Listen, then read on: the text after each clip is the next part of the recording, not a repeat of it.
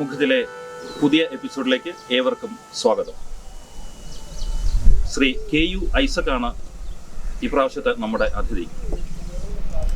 KU Isaac എന്ന് പറയുമ്പോൾ ഹൈദരാബാദിലെയും വിശാഖപട്ടണത്തിലെയും മലയാളികൾക്ക് വളരെ സുപരിചിതനാണ്. അതിന് എടുത്തു പറയേണ്ട കാര്യമില്ല. കാരണം പൊതുപ്രവർത്തന രംഗത്ത് ഏറ്റവും മുൻപന്തിയിൽ നിൽക്കുന്ന ഒരു സാരഥിയാണ് ശ്രീ KU ഐസക്. ശ്രീ KU ഐസക്, സ്വാഗതം. നമസ്കാരം സർ. കഴിഞ്ഞ ഏറെ വർഷങ്ങൾ കൊണ്ട് ഞാൻ ഹൈദരാബാദ് കാണുന്ന ഒരു പ്രധാന കാര്യം എന്ന് പറഞ്ഞാൽ മാനുഷികപരമായ, അതായത് പ്രത്യേകിച്ച് ആതുരസേവനത്തിലായിക്കോട്ടെ ഏത് മേഖലയിലാണെങ്കിലും സാറിൻ്റെ ഒരു പ്രസൻസ് വളരെ സജീവമാണ്. അതും മുൻപന്തിയിൽ തന്നെ. എന്താണ് ഈ പൊതുപ്രവർത്തന മേഖലയിലേക്ക് വരാനുള്ള സാറിൻ്റെ ഒരു പ്രചോദനം? അത് അതിലെ ഒരു വളരെ സ്വാഭാവികമായ ഒരു പ്രത്യേകത തന്നെയായിരുന്നു. ഞാൻ വിശാഖപട്ടണത്ത് ഏതാണ്ട് 17.5 വയസ്സുള്ളപ്പോൾ അവിടുത്തെ ജോലി കിട്ടി, ഗവൺമെൻറ് ജോലി കിട്ടി. ട്രെയിനിങ്ങിലായിരുന്നു. ട്രെയിനിങ്ങിന് ശേഷം പെർമനൻ്റ് ജോലിയായപ്പോൾ താമസിച്ചിരുന്നത് കേരള കലാസമിതി എന്ന് പറഞ്ഞൊരു ഓർഗനൈസേഷൻ്റെ ഓഫീസിലായിരുന്നു. അന്ന് മുതൽ, അതിനു മുമ്പും പൊതുരംഗത്ത് ആർക്കെങ്കിലും എന്തെങ്കിലും ഒരു ആവശ്യം വരുന്ന ഘട്ടത്തിലൊക്കെ നമ്മളവിടെ ഓടിയെത്താറുണ്ട്.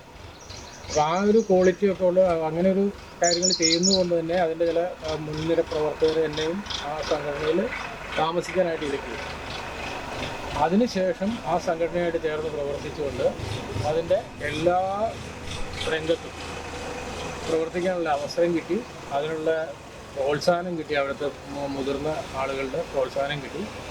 അങ്ങനെ അതിൽ ഏകദേശം 7 വർഷം അതിൻ്റെ സെക്രട്ടറിയായി. ഞാൻ ചേരുമ്പോൾ 119ാമത്തെ അംഗമായിട്ട് ഞാൻ ചേരുന്നത്. ഞാൻ ഇറങ്ങുമ്പോൾ ഏതാണ്ട് 1200 അംഗങ്ങളെ ചേർത്തിട്ട് ഒരു വലിയ ബിൽഡിങ്, അതിന് ഞാനൊക്കെ വരുന്നതിന് മുമ്പ് മേടിച്ച് വെച്ചൊരു സ്ഥലത്ത് 66 സെൻറ്റ് സ്ഥലത്ത് ഒരു ഫംഗ്ഷൻ ഹാള്, ഓഫീസ്, കസ്റ്റഡിയിൽ താമസിക്കാനുള്ള സൗകര്യം, ഇതെല്ലാം ഒരുക്കിയിട്ടാണ് ഞാൻ അവിടെ നിന്ന് പോയത്. ആ സമയത്തും ആ വിശാഖപട്ടണത്തെ ഏത് കാര്യങ്ങൾക്കും ഇടപെടാനായിട്ട് എനിക്ക് സാഹചര്യം ഉണ്ടായിരുന്നു. അത് ജനങ്ങൾ ഒത്തിരി കണ്ട് മനസ്സിലാക്കുകയും നമ്മളെ അതിനെ അനുമോദിപ്പിക്കുകയും ചെയ്യുന്നുണ്ട്. ബിൽഡിംഗ് പണിയുന്ന സമയത്ത് ഞാൻ അതിൻ്റെ ബിൽഡിംഗ് കൺസ്ട്രക്ഷൻ കമ്മിറ്റി ചെയർമാനായിരുന്നു. രാവും പകലും, അതായത് ചെറിയ ചെറിയ കാര്യങ്ങൾ പോലും ചെയ്തിട്ടാണ് ഒരു ദിവസം 1000 രൂപയുടെ പണിയെങ്കിൽ 1000 രൂപ അങ്ങനെ ചെയ്യിച്ച് ആ ബിൽഡിംഗ് ഇനോഗ്രേഷൻ സമയത്ത് അന്നത്തെ നേതൃത്വം എനിക്ക് സ്വർണ്ണ മോതിരം തന്നു. എൻ്റെ ജീവിതത്തിലെ ഏറ്റവും വലിയൊരു അംഗീകാരം തന്നെ അതാണ്. അതൊക്കെ ആയിരുന്നു എൻ്റെ ഈ പൊതുപ്രവർത്തനത്തിൻ്റെ പ്രചോദനങ്ങൾ എന്ന് പറയുന്നത്. സ്വാഭാവികമായിട്ടും അവിടെ നിന്ന് പിന്നെ ഹൈദരാബാദിലോട്ട് ജോലി സംബന്ധമായി സ്ഥലം മാറിയെന്ന് തോന്നുന്നു, അല്ലേ സർ? തീർച്ചയായിട്ടും. ഞാൻ ആ വിശാഖപട്ടണത്ത് പോരാതിരിക്കാൻ വേണ്ടിയിട്ട് എൻ്റെ എല്ലാ പ്രൊമോഷൻ പരീക്ഷകളൊക്കെ മാറ്റി വെച്ചിരിക്കുന്ന അവസാനം വളരെ ആകർഷകമായിട്ട് എനിക്ക് കിട്ടിയ ഒരു സ്ഥലം ഹൈദരാബാദിലേക്ക് എന്നെ ട്രാൻസ്ഫർ തോന്നി. ഞാൻ വളരെ സന്തോഷത്തോടെ വരുന്നു. ഇവിടെ വരുമ്പോൾ തന്നെ എന്നെക്കുറിച്ച് അറിയുന്ന കുറേ ആൾക്കാർ, പ്രത്യേകിച്ച് എൻ്റെ പ്രൊഫഷണലുള്ള ആളുകളിലൂടെ ഉണ്ടായിരുന്നു. അവർ മുഖേന ഒരുമാ സാംസ്കാരിക വേദിയുടെ പ്രവർത്തനത്തിൽ ഇടപെടുന്നു. അതിനുശേഷം CTRMA ആയിട്ട് ഇടപെടുന്നു. പിന്നീട് കേരള സംഗീത നാടക അക്കാദമിയുടെ കമ്മിറ്റി രൂപീകരിക്കുന്ന ആ മീറ്റിംഗ് ഞാൻ ഇല്ലാഞ്ഞിട്ട് പോലും നമ്മുടെ കവി അനിൽ എൻ്റെ പേര് പ്രപ്പോസ് ചെയ്തു. അങ്ങനെ പൊതുരംഗത്തേക്ക് ഇവിടെ സജീവമായെന്നുള്ളൂ. സാറിൻ്റെ വളർച്ചയോടൊപ്പം സ്വാഭാവികമായിട്ടും സ്വാധീനവും അതുപോലെ വളർന്നുകൊണ്ടിരുന്നു. കാരണം അതുകൊണ്ടായിരിക്കണം ഇവിടെ ഏതെങ്കിലും ഒരു എമർജൻസി, ഒരു ഹോസ്പിറ്റൽ കേസോ അങ്ങനെ എന്തെങ്കിലും വരികയാണെങ്കിൽ ആദ്യത്തെ കോള് പോകുന്നത് സാറിനാണ്. കാരണം വന്നിട്ട് സാർ എന്ത് ചെയ്യണം എന്ന് ചെയ്യുമ്പോൾ ഉടൻ അതിനെന്താ എനിക്കൊരു 5 മിനിറ്റ് തരൂ, ഞാനത് എന്താ ചെയ്യാൻ തോന്നി. ഏത് ഹോസ്പിറ്റലാണെങ്കിലും വിളിച്ച് അതിനുള്ള എന്തെങ്കിലും നമുക്ക് പ്രത്യേകിച്ച് മലയാളികൾക്ക് വേണ്ടിയുള്ള എന്തെങ്കിലും ഒരു ഒരു ഒരു ഒരു സ്പെഷ്യൽ കൺസിഡറേഷൻ അല്ലെങ്കിൽ എന്തെങ്കിലുമൊക്കെ ചെയ്ത് വിടുന്ന ഒരു ഇതാണ്. അത് പറയുകയാണെങ്കിൽ കൃത്യമായിട്ട് ജീവിതത്തിൽ എനിക്കും ഇതുപോലെയുള്ള ഒത്തിരി എൻ്റെ കുടുംബത്തിലൊക്കെ ചില ബുദ്ധിമുട്ടുകളുണ്ടായിരുന്നു. എൻ്റെ ഭാര്യയുടെ ചില ആരോഗ്യ പ്രശ്നങ്ങളും ആ സമയത്തൊക്കെ ഒത്തിരി സപ്പോർട്ട് എനിക്ക് കിട്ടിയിട്ടുണ്ട് ഈ പൊതുജനങ്ങളുടെ ഇടയിൽ. അപ്പോൾ എന്നെ സംബന്ധിച്ച് ഞാനിത് ഓരോ കാര്യങ്ങൾ ചെയ്യുമ്പോഴും മനസ്സിലുള്ളത് എന്താണെന്ന് വെച്ച് കഴിഞ്ഞാൽ, ഒരാൾ വിളിച്ചിട്ട് ഒരു ഡിസ്ട്രസ് ലെവലിലാണ് അവർ വിളിക്കുന്നത്. അവർക്കൊരു കൈത്താങ്ങാകുക എന്ന് മാത്രമേ ഉള്ളൂ. നമ്മളതിൻ്റെ അകത്ത് വലിയ കാര്യങ്ങളൊന്നും ചെയ്യുന്നില്ല, അവർക്കൊരു ഗൈഡൻസ് കൊടുക്കുക. ഇപ്പോൾ ഈ അടുത്ത ദിവസങ്ങളിൽ തന്നെ കുറേ കോളുകൾ വരുന്നുണ്ട് നാട്ടിൽ നിന്ന്, പല കാര്യത്തിൽ, ചില ജോലി സംബന്ധമായിട്ട് ട്രെയിനിങ്ങിന് വരുന്നവർ.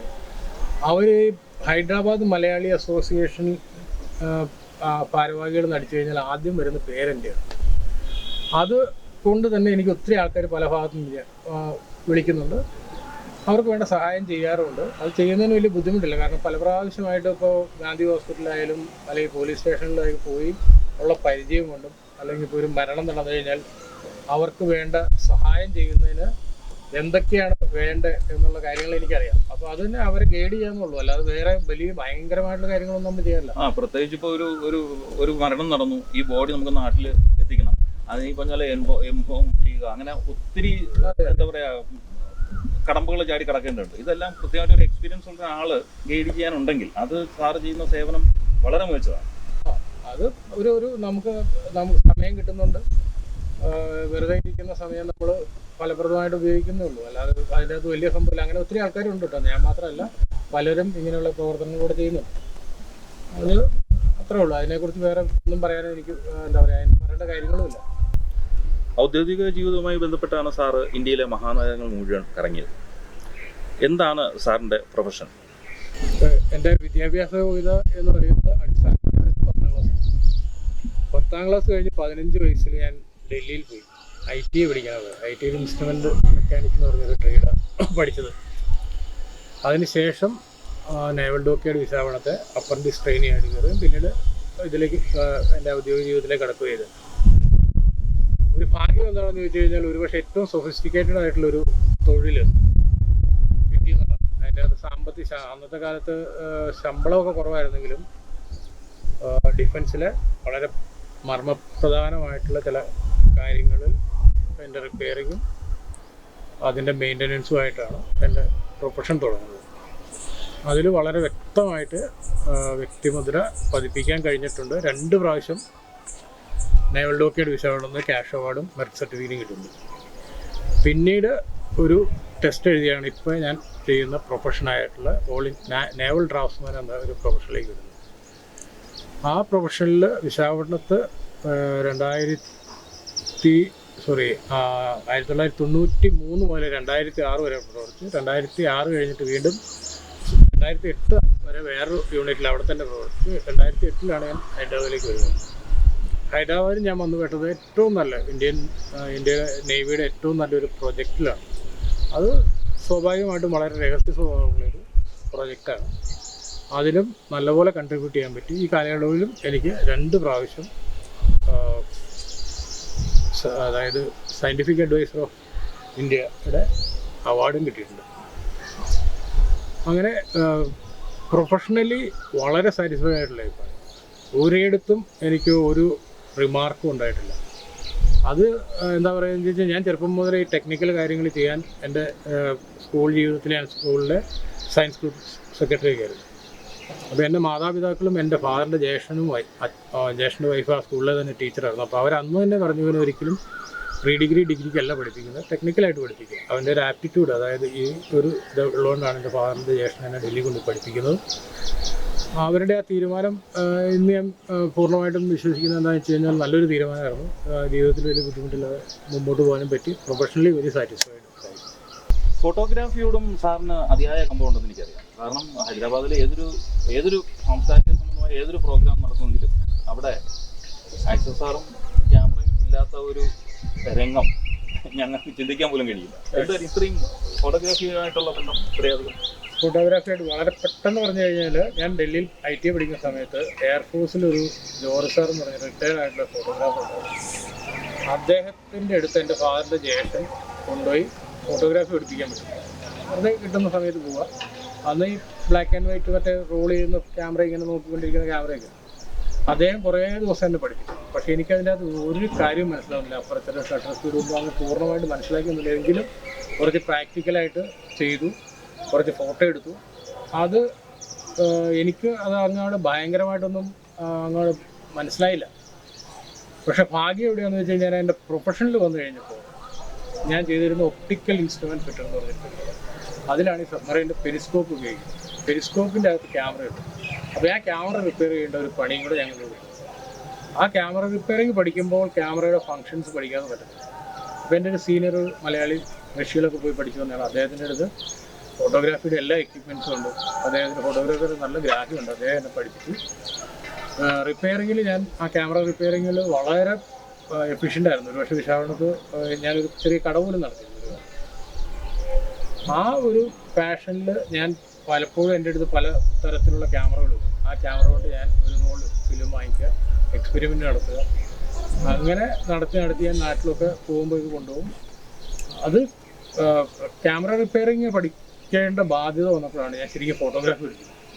അതുകൊണ്ട് എനിക്ക് ഫോട്ടോഗ്രാഫിയെ കുറിച്ച് വളരെ വ്യക്തമായിട്ടുള്ള ഗ്രാഹ്യമുണ്ട്. പക്ഷേ ഞാൻ അത്രയൊരു പ്രൊഫഷണൽസിലേക്ക് പോയിട്ടില്ല. ഞാൻ ആരോടും പൈസ വാങ്ങിയിട്ട് ഫോട്ടോഗ്രാഫി ചെയ്യുന്ന ആളല്ല. എൻ്റെ ഒരു ഇഷ്ടം, അതിൻ്റെ ഒരു നല്ല റിസൾട്ട് കാണുമ്പോൾ ഉള്ളൊരു സാറ്റിസ്ഫാക്ഷൻ, അത്രേ ഉള്ളൂ. അതിനകത്ത് ഒരു സംശയം. ഞാൻ ഒത്തിരി ആൾക്കാർക്ക് ഇത് പറഞ്ഞു കൊടുക്കാറുണ്ട്, എങ്ങനെയായിരിക്കണം ഫോട്ടോഗ്രാഫി, എന്തായിരിക്കും ചെയ്യുന്നത്, എന്താണ്. പലപ്പോഴും ഇപ്പോൾ ഈ ഡിജിറ്റൽ യുഗം വന്നതിന് ശേഷം എല്ലാവരും കയറി ഫോട്ടോ എടുക്കും. പക്ഷേ ആ ഫോട്ടോഗ്രാഫി കൂടുതൽ മെച്ചപ്പെടുത്താനുള്ള സാങ്കേതികത എനിക്കറിയാം. അത് നമ്മൾ കുട്ടികൾക്കൊക്കെ പറഞ്ഞു കൊടുക്കുന്നു. ഇതൊക്കെയാണെങ്കിലും ഞാൻ ചോദിക്കാൻ ഉദ്ദേശിച്ചിരുന്ന ഒരു വലിയൊരു ചോദ്യം എന്ന് പറയുന്നത്, ഓൾ ഇന്ത്യ മലയാളി അസോസിയേഷൻ എന്ന് പറഞ്ഞ ഒരു വലിയ സംഘടനയുടെ തെലങ്കാനയുടെ പ്രസിഡന്റാണ് സാർ. ഈ സ്ഥാനത്തേക്ക് സാറ് എത്തിച്ചേർന്നതിൽ എന്താണ് സാറിന് പറയാനുള്ളത്? അതിനില്ലേ, അത് എങ്ങനെയാണെന്ന് വെച്ച് കഴിഞ്ഞാൽ, ഞാനിവിടെ വന്ന കാലത്ത് മുതൽ ഒരുമ സാംസ്കാരിക വേദിയുടെ പ്രവർത്തകനായിരുന്നു. അതിൻ്റെ പ്രസിഡൻ്റായിട്ട് കുറേ കാലം പോയി. ആ സമയത്ത് CTRMയുടെ വളരെ സജീവ പ്രവർത്തനം, അതിൻ്റെ വൈസ് പ്രസിഡൻ്റായിരുന്നു. ഈ ഒരു കാലഘട്ടത്തിൽ കേരള സംഗീത നാടക അക്കാദമിയുടെ, ഞാൻ ഓൾറെഡി പറഞ്ഞു നൽകിയത്, അക്കാദമിയുടെ 10 അംഗ കമ്മിറ്റിയിൽ നിന്ന് 1 അംഗ കമ്മിറ്റിയാക്കി മാറ്റുമ്പോൾ ശ്രീ PN ശ്രീകുമാർ അന്ന് നാഷണൽ കോർഡിനേറ്റർ, അന്ന് അതിൻ്റെ KSNയുടെ ചെയർമാൻ ശ്രീ സൂര്യ കൃഷ്ണമൂർത്തി, അവരുടെ ആ നേതൃത്വത്തിൽ ഞാൻ ഒറ്റയാൾ കമ്മിറ്റി ആയിരിക്കുമ്പോഴാണ് ഒരു കേരള കലോത്സവം എന്ന് പറഞ്ഞ പരിപാടി ഇന്ത്യയിലെ 9 സിറ്റികളിലാണ്. ഒരാഴ്ച 3 സിറ്റി നോർത്തിൽ, ഒരാഴ്ച വെസ്റ്റേൺ സൈഡിലൊരു 3 ദിവസം, അവസാനം ബാംഗ്ലൂർ, ഹൈദരാബാദ് ആൻഡ് ചെന്നൈ സൗത്ത്. ആ ഒരു പരിപാടി ഞാൻ ഒറ്റയ്ക്ക് ഏറ്റെടുക്കുമ്പോൾ എനിക്ക് ഇവിടെ നിന്ന് ഒരു വലിയ പിന്തുണ, എൻ്റെ സുഹൃത്തുക്കൾ ഭയങ്കരമായിട്ട് പിന്തുണച്ചൊരു പരിപാടിയാണ്. പ്രത്യേകിച്ച് NSKK പോലെ ഒരു ഓർഗനൈസേഷൻ ഫ്രീ ആയിട്ട് ഏതാണ്ട് 130ഓളം ആർട്ടിസ്റ്റുകളും ടെക്നീഷ്യൻസും വന്നിട്ടുണ്ട്. അവർക്ക് താമസിക്കാനുള്ള സൗകര്യം, ഇതെല്ലാം ചെയ്തു തന്നത് ഈ സൗഹൃദ വലയത്തിൽ മാത്രമാണ്. അല്ലാതെ അതിൻ്റെ അകത്ത് യാതൊരു എക്സ്പെൻസീവ് ഇല്ല. എനിക്കതാണ്ട് കുറച്ച് പൈസ കേരള സംഗീത അക്കാദമി കിട്ടി, പിന്നെ നമ്മുടെ സുഹൃത്തുക്കളെന്ന് കുറേ സ്പോൺസർഷിപ്പ്. ഈ ഒരു പരിപാടി 9 സിറ്റികൾ നടത്തിയെങ്കിലും ഏറ്റവും സക്സസ്ഫുൾ ആയിട്ട് നടന്നത് ഹൈദരാബാദിലാണ്. ആ ഒരു റിപ്പോർട്ട് PN ശ്രീകുമാർ എന്ന് പറഞ്ഞ നാഷണൽ കോർഡിനേറ്റർ എടുത്ത് കിട്ടിയിട്ടുണ്ട്. അതിൻ്റെ വെളിച്ചത്തിൽ 2015 റായ്പൂരിൽ നടന്ന എയ്മയുടെ നാഷണൽ എക്സിക്യൂട്ടീവ് മീറ്റിങ്ങിൽ, നാഷണൽ ജനറൽ കൗൺസിൽ മീറ്റിംഗ്, അദ്ദേഹം വിളിച്ചിട്ട് പറഞ്ഞു, ഒരു മീറ്റിംഗ് ഉണ്ട്, റായ്പൂരിൽ എത്താൻ പറയും. എന്ത് മീറ്റിംഗ്, അതൊക്കെ ഇവിടെ വന്നിട്ട് പറയുന്നത്, അത്രേ ഉള്ളൂ. അങ്ങനെ ഞാനവിടെ ചെല്ലുന്നു. അന്ന് എനിക്ക് എയ്മയുടെ മെമ്പർഷിപ്പ് പോയില്ല. ഇല്ലാത്ത കാലത്ത് എന്നെ പിടിച്ചിട്ട് എയ്മയുടെ നാഷണൽ എക്സിക്യൂട്ടീവിൽ വിടുക, ഗോപാലേട്ടൻ. അപ്പോൾ ഞാൻ റൂമിൽ ചെന്നിരിക്കുന്നു, ഹോട്ടലിൽ എന്നെ പിക്ക് ചെയ്ത് ഹോട്ടലിൽ വന്നിരിക്കുന്നു. കുറച്ച് കഴിഞ്ഞ് PN ശ്രീകുമാറിനെ വിളിച്ച്, ഞാനിവിടെ ഹോട്ടലിൽ, അത് എന്തുകൊണ്ടാണ് ഇങ്ങോട്ട് വരാം, മീറ്റിംഗ് നടക്കില്ല, വേഗം വരാൻ പറയും. ചെന്ന് കഴിഞ്ഞപ്പോൾ അവിടെയുള്ള മുഴുവൻ അംഗങ്ങളും എന്നെ വളരെ ഹാർദവമായിട്ട് അവിടെ സ്വീകരിച്ചു. ഗോപാലേട്ടൻ പറഞ്ഞു, ഇത് അപ്പോൾ ശ്രീകുമാർ ഇൻട്രൊഡ്യൂസ് ചെയ്തു, നമ്മുടെ തെലങ്കാനയിൽ എന്നുള്ളൊരു ആളാണ്, അദ്ദേഹത്തെ കൊണ്ട് നമുക്ക് തെലങ്കാനയിലൊരു യൂണിറ്റ് ഉണ്ടാക്കണം. പിന്നീട് അതിൻ്റെ ചർച്ച ഏതാണ്ട് 2 വർഷം ആ ചർച്ച ഇങ്ങനെ മുന്നോട്ട് പോയി. കാരണം അന്ന് ഞാൻ CTRMയിൽ പ്രവർത്തിക്കുന്ന, CTRMയിലും അതുപോലെ ഇവിടെ ഒത്തിരി മലയാളി ആളുകളുമായിട്ട് സംസാരിക്കുമ്പോൾ എല്ലാവരും പറയുന്നത്, ഇവിടെ ഒരു ഓർഗനൈസേഷൻ ഉണ്ടല്ലോ, ഇനി നമ്മൾ വേറൊന്നോട് ഉണ്ടാക്കണമെന്നുള്ളൊരു സംശയവും ആ ഒരു കൺഫ്യൂഷൻ തീർക്കാനാണ് 2 വർഷം എടുത്തു. അതിനുശേഷമാണ് 2017 ഒരു 70ഓളം ആൾക്കാരെ ഞാൻ തന്നെ ചേർത്ത്, എൻ്റെ സുഹൃത്തുക്കൾ എല്ലാവരും കൂടെ കൂടി ചേർത്തിട്ട് ഒരു പുതിയ കമ്മിറ്റി ഉണ്ടാക്കി. അങ്ങനെയാണ് എയ്മയിലേക്ക് വന്നത്. എനിക്ക് തോന്നുന്നു ആ സമയത്താണ് ഒരു ആംബുലൻസും മേടിച്ചത്. അല്ല, ആംബുലൻസ് മേടിക്കുന്നത് പിന്നീടാണ്. അതായത് അത് കഴിഞ്ഞിട്ടുള്ള ആ ഇലക്ഷനിൽ ശ്രീ TSC പ്രസാദിൻ്റെ നേതൃത്വത്തിലുള്ള കമ്മിറ്റി വരികയും ആ ഫസ്റ്റ് മീറ്റിങ്ങിൽ നമ്മുടെ ഒരു സുഹൃത്ത് ഇങ്ങനെ ഒരു ആംബുലൻസിൻ്റെ കാര്യം പറയും. ആ ആംബുലൻസ് നമ്മുടെ ജോബി മാണിയും K സുരേന്ദ്രനും കൂടെ സ്പോൺസർ ചെയ്ത ആംബുലൻസാണ്. ആ ആംബുലൻസിൻ്റെ സർവീസ് ഇപ്പോഴും നന്നായിട്ട് നടക്കുന്നുണ്ട്. എയ്മ തെലങ്കാനയുടെ ഈ അടുത്ത കാലത്ത് നടന്ന തിരഞ്ഞെടുപ്പുമായിട്ട് ബന്ധപ്പെട്ട എന്തൊക്കെയോ അഭ്യൂഹങ്ങൾ സോഷ്യൽ മീഡിയയിലും ഒക്കെ എന്തൊക്കെയോ വായിച്ചു. എന്താണ് സാർ അതിൻ്റെ സത്യാവസ്ഥ?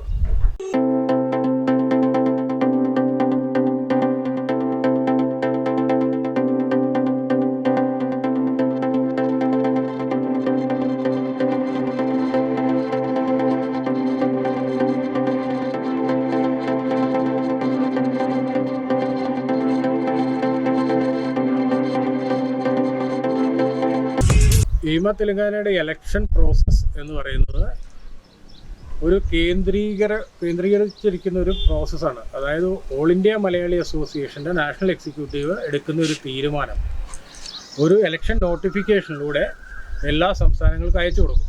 ആ ഇലക്ഷൻ നോട്ടിഫിക്കേഷൻ്റെ അടിസ്ഥാനത്തിൽ എല്ലാ സംസ്ഥാനത്തും ജനറൽ ബോഡി കൂടി ഇലക്ഷൻ നടത്തുകയാണ് വേണ്ടത്. ആ തീരുമാനം അനുസരിച്ച് ആണ് എല്ലായിടത്തും ഇലക്ഷൻ നടത്തേണ്ടത്. നിർഭാഗ്യവശാൽ ഒരു ചെറിയ സംഭവം നടന്നത് എന്താണെന്ന് വെച്ച് കഴിഞ്ഞാൽ, കഴിഞ്ഞ മാർച്ചിൽ ഇലക്ഷൻ നോട്ടിഫിക്കേഷൻ വരുന്നതിന് മുമ്പ് തന്നെ ഇവിടെ ഒരു ജനറൽ ബോഡി നടന്നു. ആ ജനറൽ ബോഡിയിൽ അന്നത്തെ പ്രസിഡൻറ്റും സെക്രട്ടറിയും ഇനി ഞങ്ങൾക്കിതിൽ തുടരാൻ താല്പര്യമില്ല എന്ന് പറഞ്ഞ് ഇറങ്ങിപ്പോവുകയും ഒരു റിട്ടേണിംഗ് ഓഫീസറെ വെച്ച് ശ്രീ CG ചന്ദ്രമോഹനെ പ്രസിഡന്റ് സ്ഥാനത്തേക്ക് അവിടെ ഇരുന്ന് ജനറൽ ബോഡി പ്രപ്പോസ് ചെയ്യുകയും അദ്ദേഹം ഡയസ് വരെ എത്തുകയും ചെയ്തതായിട്ടുള്ള എനിക്കറിയാൻ പറ്റിയത്. ആ സമയത്ത് വീണ്ടും ഈ പ്രസിഡൻറ്റും സെക്രട്ടറിയും പറയുന്നത് എന്താണെന്ന് വെച്ച് കഴിഞ്ഞാൽ, ഞങ്ങൾ അങ്ങനെയാണെങ്കിൽ തുടരാം എന്ന് പറഞ്ഞ് വീണ്ടും അവർ തിരിച്ചു വന്ന് CG ചന്ദ്രമോഹൻ സാർ മാറിക്കൊടുത്തു. അതിനുശേഷം അവർ പറഞ്ഞൊരു പോയിൻ്റ് എന്താണെന്ന് വെച്ച് കഴിഞ്ഞാൽ, ഞാനും അതായത് പ്രസാദ് സാറും ശശി സാറും K. സുരേന്ദ്രനും അടക്കമുള്ള ഒരു 3 പേര് തുടരും, ബാക്കിയുള്ള കമ്മിറ്റിക്കാർ ആരായിരിക്കണം എന്ന് അവർ തീരുമാനിക്കും. അതിനെ ജനറൽ ബോഡി ചോദ്യം ചെയ്യുകയും ആ ചോദ്യം ചെയ്തതിന് ശേഷം ജനറൽ ബോഡി തീരുമാനിച്ച് ഇപ്പം നിലവിലുള്ള കമ്മിറ്റി ഇങ്ങനെ തുടരട്ടെ എന്നൊരു തീരുമാനത്തോടുകൂടി പിരിയാണ് ചെയ്തത്. അതിനുശേഷമാണ് നാഷണൽ എക്സിക്യൂട്ടീവ് കമ്മിറ്റിയുടെ നോട്ടിഫിക്കേഷൻ വരുന്നത്. ആ നോട്ടിഫിക്കേഷൻ്റെ അനുസരിച്ച് മീറ്റിംഗ് നടത്താനായിട്ട് കോവിഡ് കൂടിയതിൻ്റെ പശ്ചാത്തലത്തിൽ ഒരു എക്സിക്യൂട്ടീവ് മീറ്റിംഗ് വിളിച്ചു കൂട്ടുകയും അതിൽ ഫിസിക്കൽ മീറ്റിംഗ് വേണോ അല്ല സൂം മീറ്റിംഗ് വേണോ എന്നുള്ളൊരു ചർച്ച നടന്നു. ആ ചർച്ചയുടെ റിസൾട്ട്, ആ സൂം മീറ്റിങ്ങിൻ്റെ റെക്കോർഡിങ്ങോ അതിൻ്റെ ഒരു റിപ്പോർട്ടോ ഇന്ന് വരെ ഈ പറയുന്ന നമ്മുടെ മുൻ സെക്രട്ടറി പ്രസിദ്ധീകരിച്ചിട്ടില്ല. അന്ന് മീറ്റിങ്ങിൻ്റെ അകത്ത് പറഞ്ഞിരുന്ന ഒരു കാര്യം വളരെ വ്യക്തമാണ്, ആരൊക്കെയാണ് അതിനെ അനുകൂലിച്ച് ആരൊക്കെയാണ് പ്രതികരിച്ചത്. അതായത് സൂം മീറ്റിങ്ങിൻ്റെ സമയം കഴിഞ്ഞു പോകുന്നുണ്ട്, അത് വാട്സപ്പിലൂടെ ഷെയർ ചെയ്യണമെന്നും അതിൻ്റെ റിപ്പോർട്ടും തരണമെന്ന് പറഞ്ഞിരുന്നു. പക്ഷേ അദ്ദേഹം അത് ചെയ്തിട്ടില്ല. അതിനുശേഷം ഒരു 15 ദിവസത്തിന് ശേഷമാണ് വീണ്ടും ഒരു എക്സിക്യൂട്ടീവ് മീറ്റിംഗ് വിളിച്ചു കൂടുന്നത് പ്രസാദ് മുൻ പ്രസിഡന്റ്. ആ മീറ്റിങ്ങിൽ അദ്ദേഹം നേരിട്ട് പറയുകയത് നമുക്ക് ഈ ഒരു കാലഘട്ടത്തിൽ ഒരു ഫിസിക്കൽ മീറ്റിങ്ങിൻ്റെ സാധ്യത ഇല്ലാത്തതുകൊണ്ട് സൂം മീറ്റിങ്ങുമായിട്ട് മുന്നോട്ട് പോകണം എന്നുള്ളൊരു തീരുമാനം അദ്ദേഹം അറിയിക്കുകയും എല്ലാവരും അത് സ്വാഗതം ചെയ്യുകയും ആ സമയത്ത് അദ്ദേഹം എന്നോട് എൻ്റെ പേര് പറഞ്ഞത് എന്നാ വെച്ചാൽ, ശ്രീ ഐസക് ഒരു കൺസെൻസസ് കമ്മിറ്റി ഉണ്ടാക്കാനായിട്ട് മുമ്പേ തന്നെ അദ്ദേഹം പറഞ്ഞതാണ്, അതുകൊണ്ട് അദ്ദേഹത്തെ ആ ചുമതല ഏൽപ്പിക്കുന്നു. അപ്പോൾ ഞാൻ പറഞ്ഞത് തീർച്ചയായിട്ടും ഞാൻ ആ ചുമതല ഏറ്റെടുക്കാം. ഈ കമ്മിറ്റി കൺസെൻസസ് കമ്മിറ്റി ഉണ്ടാക്കിയതിന് ശേഷം പ്രസിഡൻറ്റും സെക്രട്ടറിയായിട്ട് സംസാരിച്ച് അതിനെ എന്തെങ്കിലും മാറ്റങ്ങൾ വേണമെങ്കിൽ അത് ചെയ്യാമെന്നാണ് പറഞ്ഞിരിക്കുന്നത്. അതിൽ അപ്പോൾ കമ്മിറ്റിയിൽ നിന്ന് ശ്രീ CG ചന്ദ്രമോഹൻ്റെ പേരും കൂടെ നിർദ്ദേശിച്ചു, നിങ്ങൾ 4 പേരും കൂടി തീരുമാനിക്കണം. ഈ ബഹുമാനപ്പെട്ട പ്രസിഡന്റ് എന്നെ ഏൽപ്പിച്ച ഒരു ദൗത്യം ഒരു പൊതുസമ്മതമായിട്ടുള്ളൊരു പാനൽ അവതരിപ്പിക്കാനാണ്. അതായത് ജനറൽ ബോഡിയിൽ ഒരു ഇലക്ഷൻ വേണ്ട, നമുക്ക് എല്ലാവർക്കും സ്വീകാര്യമായ ഒരു കമ്മിറ്റി അവതരിപ്പിക്കാനുള്ള ഒരു ചുമതല എന്നെ ഏൽപ്പിച്ചു. ആ ചുമതലയുടെ അടിസ്ഥാനത്തിൽ ഞാൻ ഒരു കമ്മിറ്റി ഉണ്ടാക്കി. അതിൻ്റെ ലീഡർഷിപ്പിൽ ഉദ്ദേശിച്ച ഒരാൾ ഇവിടുത്തെ പൊതുസമ്മതനായ ഒരു വ്യക്തിയാണ്. അദ്ദേഹത്തിൻ്റെ പേര് ഞാൻ ഇവിടെ പരാമർശിക്കാൻ ആഗ്രഹിക്കുന്നില്ല. അദ്ദേഹം വെച്ചൊരു കണ്ടീഷൻ എന്താണെന്ന് ചോദിച്ചു കഴിഞ്ഞാൽ, മത്സരമില്ല, യുണാനിമസ് ആയിട്ടാണെങ്കിൽ ഞാൻ നിങ്ങളുടെ കൂടെ നിൽക്കാം, 2 പാനലോ അല്ലെങ്കിൽ 2 വ്യത്യസ്തരാണെങ്കിൽ നിൽക്കില്ല എന്ന് പറഞ്ഞു. ഈ വിവരം നമ്മുടെ മുൻ സെക്രട്ടറി ശശികുമാറിൻ്റെ ഓഫീസിൽ വെച്ച് ഞങ്ങൾ ഒത്തിരിയേറെ ചർച്ച ചെയ്തതാണ്. ഈ കൺസെൻസസ് കമ്മിറ്റി എങ്ങനെ ഉണ്ടാവണം എന്നുള്ളത് ഈ മീറ്റിങ്ങിന് മുമ്പേ അദ്ദേഹം എന്നെ വിളിക്കുകയും ഓഫീസിൽ വിളിക്കുകയും ഏതാണ്ട് 1.5 മണിക്കൂർ ചർച്ച ചെയ്യുകയും ചെയ്തു. ആ ചർച്ചയിൽ വന്ന ലിസ്റ്റുകളൊക്കെ, അന്ന് പുള്ളി നിർദ്ദേശിച്ച പേരുകളൊക്കെ എൻ്റെ കയ്യിലുണ്ട്, ഇപ്പോഴും ഉണ്ട്, അതിൻ്റെ റെക്കോർഡൊക്കെ എൻ്റെ അടുത്തുണ്ട്. അന്ന് ശശികുമാർ ഒരു കാര്യം കൂടെ പറഞ്ഞിരുന്നു, ഈ റിട്ടേണിംഗ് ഓഫീസറായിട്ട് K. സുരേഷ് അയ്യരെ നിർദ്ദേശിക്കാം, കുഴപ്പമില്ല, അദ്ദേഹത്തിന് ഇതിനെക്കുറിച്ച് ഓൺലൈനിലൊക്കെ ഉള്ള അറിവുള്ളതുകൊണ്ട്. അപ്പോൾ ഞാൻ പറഞ്ഞു അതിനും കുഴപ്പമില്ല. ഈ സംഭവം അവസാനത്തെ എക്സിക്യൂട്ടീവ് മീറ്റിങ്ങിൽ, അതായത് ജനറൽ ബോഡി നടത്താമെന്ന് തീരുമാനിച്ച എക്സിക്യൂട്ടീവ് കമ്മിറ്റിയിൽ ഞാൻ പറയുകയും ചെയ്തു, ശ്രീ ശശികുമാർ നിർദ്ദേശിച്ച ആളെ തന്നെ നമുക്ക് റിട്ടേണിംഗ് ഓഫീസറായിട്ട് വെക്കാമെന്നും പറഞ്ഞു.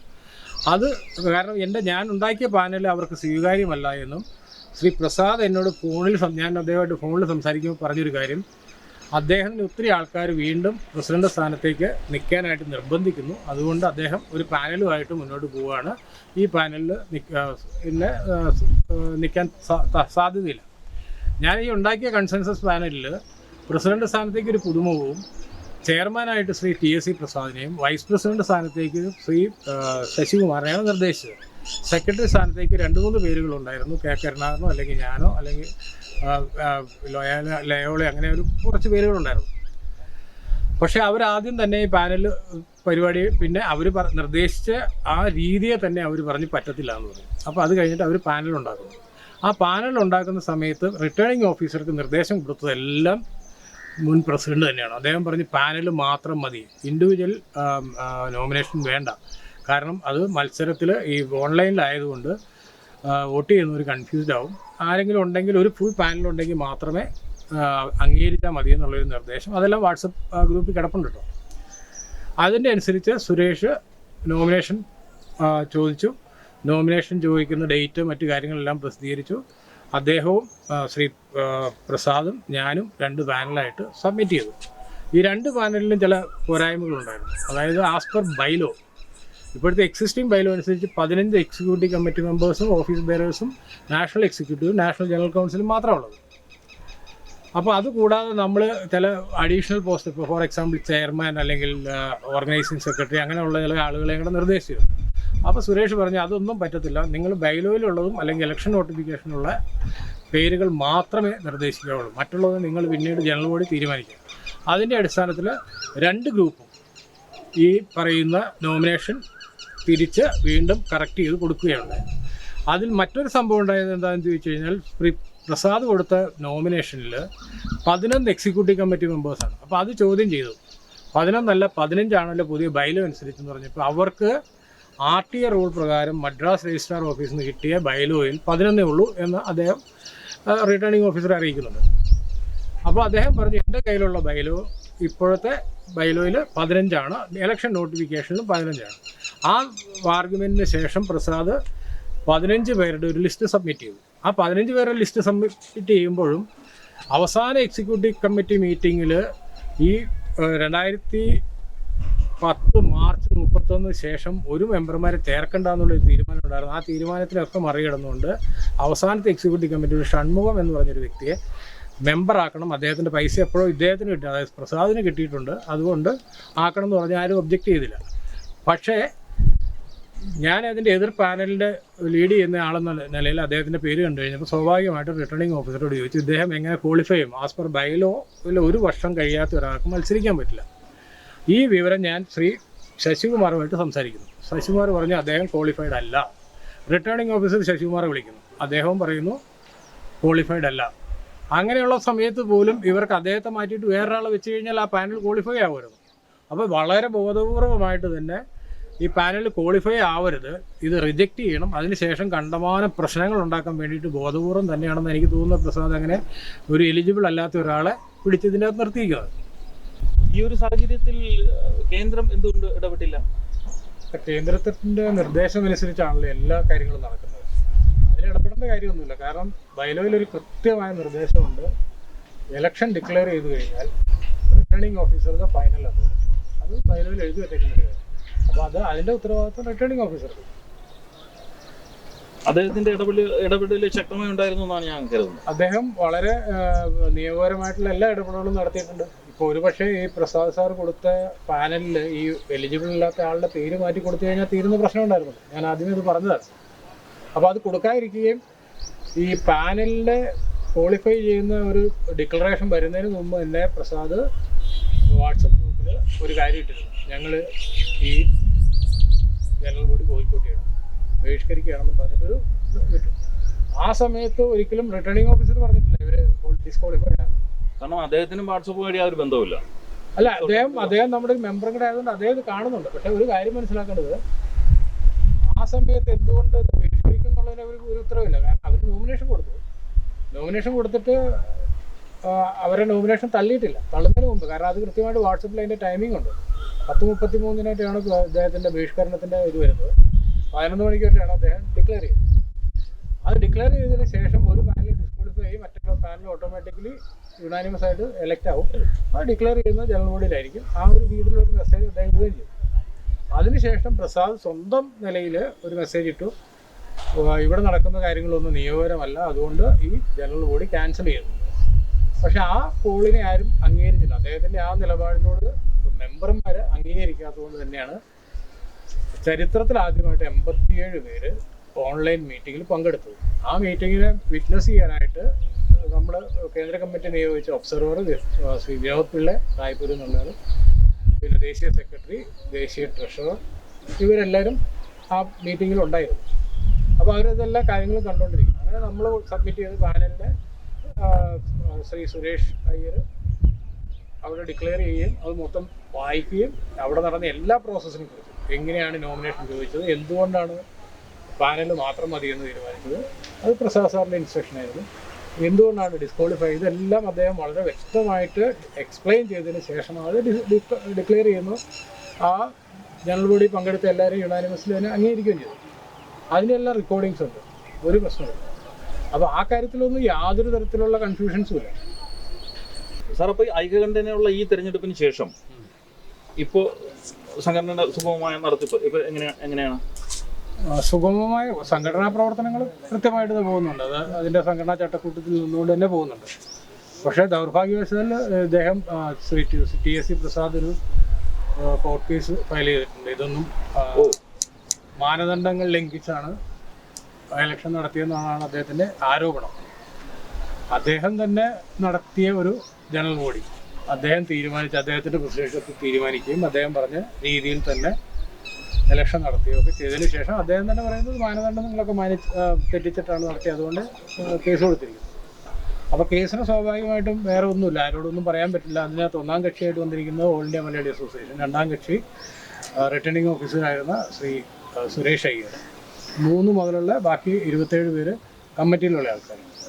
അപ്പോൾ കമ്മിറ്റിയിലുള്ള ആൾക്കാർ എന്താ ചെയ്തേക്കുന്നത്, അദ്ദേഹം പറഞ്ഞതനുസരിച്ച് പാനൽ സബ്മിറ്റ് ചെയ്യാൻ പറഞ്ഞു. അവർ ചെയ്തേക്കണ തെറ്റത്രേ ഉള്ളൂ. അപ്പോൾ പാനൽ സബ്മിറ്റ് ചെയ്തു. ഒരു പാനൽ തള്ളിപ്പോയിട്ടുണ്ടെങ്കിൽ അതിൻ്റെ ഉത്തരവാദിത്വം മൊത്തം ഭരണസമിതിക്കും റിട്ടേണിംഗ് ഓഫീസർക്കും. ഞാനവിടെ മത്സരിച്ചു എന്നുള്ളത് എൻ്റെ ഒരു പ്രശ്നം, ഞാൻ ഒരു തെറ്റുകാരനൊന്നും. പക്ഷെ അത് എന്തുകൊണ്ടാണ് അങ്ങനത്തെ ഞങ്ങളുടെ പേര് കേസ് കൊടുത്തതെന്ന് ചോദിച്ചു കഴിഞ്ഞാൽ അദ്ദേഹത്തിൻ്റെ ഒരു മേ ബി ആളുകളെ കുറച്ച് ശല്യപ്പെടുത്താം അല്ലെങ്കിൽ കുറച്ച് ബുദ്ധിമുട്ടിപ്പിക്കാം എന്നുള്ളൊരു ആറ്റിറ്റ്യൂഡ് ആയിരിക്കണം. കേസിൻ്റെ വിധി എന്തായാലും നമുക്ക് പ്രശ്നമില്ല, നമ്മൾ കേസുമായിട്ട് മുന്നോട്ട് പോകും. ഇന്നലെ ഞങ്ങളുടെ 2ാമത്തെ എക്സിക്യൂട്ടീവ് മീറ്റിംഗ് ഉണ്ടായിരുന്നു. ആ മീറ്റിങ്ങിൽ ദേശീയ അധ്യക്ഷൻ ഗോപാലനും ദേശീയ സെക്രട്ടറി PN ശ്രീകുമാറും ട്രഷറർ RK ശ്രീധരനും പങ്കെടുത്തിരുന്നു. അപ്പോൾ അവർ പറഞ്ഞു, നിങ്ങൾ ധൈര്യമായിട്ട് നിങ്ങളുടെ കാര്യങ്ങളുമായിട്ട് മുമ്പോട്ട് പോവുക, പ്രവർത്തനങ്ങളൊന്നും നിലയ്ക്കരുത്, എല്ലാവരും യോജിപ്പിച്ച് കൊണ്ടുപോകാനുള്ള രീതിയിലുള്ള ശ്രമങ്ങളായിരിക്കണം നടത്തണം എന്നാണ് ഗോപാലൻ നമ്മളോട് നിർദ്ദേശിച്ചിട്ടുള്ളത്. അതിനനുസരിച്ച് ഏതായാലും കേസിനെ നമുക്ക് റെസ്പോണ്ട് ചെയ്യാതിരിക്കാൻ പറ്റില്ല. കേസിന് റെസ്പോണ്ട് ചെയ്യുന്നതിനോടൊപ്പം തന്നെ ഇവരെ ഒന്നിച്ച് നിർത്തിക്കൊണ്ട് പോകാനുള്ള എന്തെങ്കിലും സാധ്യത ഉണ്ടെങ്കിൽ അതിനെക്കുറിച്ചാണ് നമ്മളിപ്പോൾ ചിന്തിക്കുന്നത്. അതിന് മുൻകൈ എടുക്കാമെന്ന് ശ്രീ ഗോപാലൻ പറഞ്ഞിട്ടുണ്ട്. അദ്ദേഹത്തിന് ഒരുപക്ഷെ ചിലപ്പോൾ ഹൈദരാബാദിൽ വന്നിട്ടാണെങ്കിൽ പോലും, നേരിട്ട് വന്നിട്ടാണെങ്കിലും ഈ പറയുന്ന ആളുകളുമൊക്കെ ആയിട്ട് ചർച്ച ചെയ്തിട്ട് ഒരു സ്വാഭാവികമായിട്ട് സംഘടന എന്ന് പറഞ്ഞാൽ അദ്ദേഹം ഇന്നലെയും പറഞ്ഞത്, നമ്മൾ ആരും വ്യക്തികളല്ല സംഘടന, വ്യക്തികൾക്ക് യാതൊരു പ്രാധാന്യമില്ല, സംഘടനയ്ക്കാണ് പ്രാധാന്യം. അപ്പോൾ ആ പ്രാധാന്യം നിലനിർത്തിക്കൊണ്ട് തന്നെ ആർക്കെങ്കിലും ചെറിയ അഭിപ്രായ വ്യത്യാസങ്ങൾ മാറ്റി മുന്നോട്ട് പോകണമെന്നാണ് അദ്ദേഹത്തിൻ്റെ നിർദ്ദേശം. അദ്ദേഹത്തിനെ പോലൊരു വളരെ തിരക്കുള്ളൊരു മനുഷ്യൻ നമുക്ക് ഇന്നലെ ഇപ്പോൾ സമയം ചിലവാക്കുന്നത് മാത്രമല്ല, കാര്യങ്ങളൊക്കെ കൃത്യമായിട്ട് അത് ഗ്രഹിച്ച് അതിന് കൃത്യമായിട്ടുള്ള മറുപടി ഹൈദരാബാദിലെ മലയാളികളെ സേവിക്കുക എന്നുള്ള വലിയ ദൗത്യം അത് മറന്നു പോകാതെ വീണ്ടും മുന്നോട്ട് അടുത്ത് എന്താണ് പ്രവർത്തനങ്ങൾ? ആംബുലൻസ് സർവീസ് കംപ്ലീറ്റ് വീണ്ടും വളരെ സജീവമായിട്ട് തന്നെ ആവശ്യം വരുന്നത്. അത് അതിൻ്റെ ചില ഉണ്ടെങ്കിൽ ഒരു പക്ഷേ ഇവിടുന്ന് ഇപ്പോൾ ECLലാണ് ആംബുലൻസ് വെച്ചിരിക്കുന്നത്. അപ്പോൾ അവിടുന്ന് ഒരു പക്ഷേ ലിംഗമ്പള്ളിയിൽ ഒരു കേസ് വന്നു കഴിഞ്ഞാൽ ഇവിടുന്ന് ഒരു ആംബുലൻസ് അവിടെ എത്തുന്നതിന് മുമ്പ് അവിടെ ഒരു ആംബുലൻസ് അറേഞ്ച് ചെയ്തിട്ട് അതിൻ്റെ പൈസ എയിമ കൊടുക്കുക. അങ്ങനെയുള്ള രീതിയിലേക്ക് ചെറിയ മാറ്റങ്ങൾ വരുന്നുണ്ട്. പിന്നത്തെ ഒരു സംഭവം ഇന്നലത്തെ തീരുമാനം അനുസരിച്ച് മലയാളം മിഷൻ്റെ പ്രവർത്തനങ്ങൾ വളരെ വ്യക്തമായിട്ട് പറയാം. ഇവിടെ ഇപ്പോൾ നടക്കുന്നത് നല്ല രീതിയിലാണ്. അതായത് CMM പ്രദീപിൻ്റെ ഒക്കെ അങ്ങനെയാണെങ്കിൽ അവർക്ക് വേണ്ട സഹായം നൽകുക, അവർക്ക് വേണ്ട സഹായം നൽകി അവരുമായിട്ട് അസോസിയേറ്റ് ചെയ്തു. അവരുമായിട്ട് മാത്രമല്ല, ഹൈദരാബാദിലെ എല്ലാ മലയാളി സംഘടനയായിട്ട് ഒറ്റക്കെട്ടായിട്ട് എല്ലാ മലയാളി സംഘടനയുടെയും എയിം ആൻഡ് ഒബ്ജക്റ്റീവ്സ് ഒന്നാണ്. മലയാളികളുടെ പൊതുവെ എല്ലാ സംഘടനകളുടെയും ലക്ഷ്യം എന്ന് പറയുന്നത് ഈ മലയാള സമൂഹത്തിന്റെ നന്മ, അവർക്ക് വേണ്ടിയുള്ള സേവനം. അതാണ് അതിന് വേറെ സംഭവം. ഈ എയിമയ്ക്കുള്ളൊരു പ്രത്യേകത എന്താ വെച്ചാൽ, എയിമയ്ക്ക് ഓൾ ഇന്ത്യയിൽ ഒരു നെറ്റ്വർക്കാണ്. ഇപ്പോൾ ഇന്ന് എനിക്ക് ആസാമിലൊരു പ്രശ്നം ഉണ്ടായി, അല്ലെങ്കിൽ നമ്മുടെ ഹൈദരാബാദിൽ ഒരു മലയാളിക്ക് ആസാമിലൊരു പ്രശ്നം ഉണ്ടായാൽ ഒരു ഒറ്റ മെസ്സേജ് എയിമയുടെ നാഷണൽ QR ടെക്യൂപ്പ് റെസ്പോൺസ് ടീമിൽ ഇട്ട് കഴിഞ്ഞാൽ തീർച്ചയായിട്ടും അവിടുത്തെ എയിമ പ്രവർത്തകർ റെസ്പോണ്ട് ചെയ്യും. ഇടപെടൽ അതുപോലെ തന്നെ ഇവിടെ ആർക്കെങ്കിലും ഇപ്പോൾ കഴിഞ്ഞ ദിവസം ഭുവനേശ്വരിൽ നിന്ന് കെയർ ഹോസ്പിറ്റലിൽ ഓപ്പൺ ഹാർട്ട് സർജറിക്ക് ഒരാൾ വന്നു, ബ്ലഡ് വേണ്ടി. ആ QRT അതിലും എനിക്ക് മെസ്സേജ് വന്നു. ഞാൻ ഉടനെ തന്നെ റെസ്പോണ്ട് ചെയ്തു. അവർക്ക് വേണ്ട കാര്യങ്ങൾ ചെയ്തു കൊടുത്തു. ഫോർച്ചുനേറ്റ്ലി ആ വന്ന ബൈസ്റ്റാൻഡർക്ക് പരിചയമുള്ളതുകൊണ്ട് അവർക്ക് ഫ്രഷായിട്ട് ബെഡും കിട്ടി. അപ്പോൾ ഇങ്ങനെ ഒരു വലിയ നെറ്റ്വർക്കുണ്ട്. ആ നെറ്റ്വർക്ക് ഫലപ്രദമായിട്ട് ആളുകൾക്ക് വേണ്ടി ഉപയോഗിക്കുക എന്നുള്ളതാണ് ഈ സംഘടനയുടെ ലക്ഷ്യം. തൻ്റെ ഇത്രയും കാരണം എയ്മയുടെ ഇത്തരം നല്ല ആലോചനകൾ വളരെ ഭംഗിയായിട്ട് നടക്കട്ടെ എന്ന് ഞങ്ങൾ ആശംസിക്കുന്നു. ഓക്കെ. പിന്നെ ഇതൊക്കെയാണെങ്കിലും സാറിൻ്റെ കുടുംബത്തിനെ കുറിച്ചൊന്നും ഞങ്ങൾ ചോദിച്ചില്ല. എന്താണ് കുടുംബം? ഞാൻ സാധാരണ കർഷക കുടുംബത്തിൽ ജനിച്ച ആളാണ്. കൃഷി ചെയ്തിട്ടുണ്ട്, കന്നു കൂട്ടിയിട്ടുണ്ട്, എല്ലാ തൊഴിലുകളും ചെയ്തിട്ടുണ്ട്. വലിയൊരു കുടുംബമാണ്. അതായത് അച്ഛൻ്റെ ജ്യേഷ്ഠനിയന്മാർ, അവരെല്ലാം ജ്യേഷ്ഠൻ എയർഫോഴ്സിലായിരുന്നു, അനിയനും എയർഫോഴ്സിലായിരുന്നു. പിന്നെ എൻ്റെ വൈഫ് എൻ്റെ കൂടെ പഠിച്ച് 10ാം ക്ലാസ് വരെ ഒന്നിച്ച് പഠിച്ചതാണ്. അങ്ങനെ അതുമായിട്ട് ഇഷ്ടപ്പെട്ടു. ഏതാണ്ട് ഒരു 23 വയസ്സപ്പോൾ കല്യാണം കഴിച്ചു. 2 മക്കൾ, ഒരാൾ നേവിയിൽ ജോലി ചെയ്യുന്നു, ഒരാൾ ഡിഗ്രി കഴിഞ്ഞു. കുടുംബജീവിതം തൃപ്തികരമാണ്. കാരണം ഞാൻ ഒത്തിരി സമയം ഈ പൊതുപ്രവർത്തനത്തിനൊക്കെ നടക്കുമ്പോഴും എനിക്ക് കുടുംബത്തിൽ നിന്ന് ഒരു സപ്പോർട്ട് കിട്ടുന്നുണ്ട്. അല്ലെങ്കിൽ വളരെ ബുദ്ധിമുട്ടാണ് ഇങ്ങനെയുള്ള കാര്യങ്ങൾ ചെയ്തത്. സോ ആ ഒരു ആസ്പെക്റ്റിൽ ഐ എം വെരി ഹാപ്പി. കുടുംബജീവിതം അല്ലെങ്കിൽ സമൂഹത്തിലുള്ള ജീവിതം ഇപ്പോഴും സ്വസ്ഥം. ഏതായാലും ഹൈദരാബാദിലെ മലയാളികൾക്ക് സാറിൻ്റെ ഈ സേവനം, ഈ സന്മനസ് ഇനിയും ഒരുപാട് കാലം കിട്ടട്ടെ എന്ന് ആശംസിക്കുന്നു. Thank you. നന്ദി. നമസ്കാരം.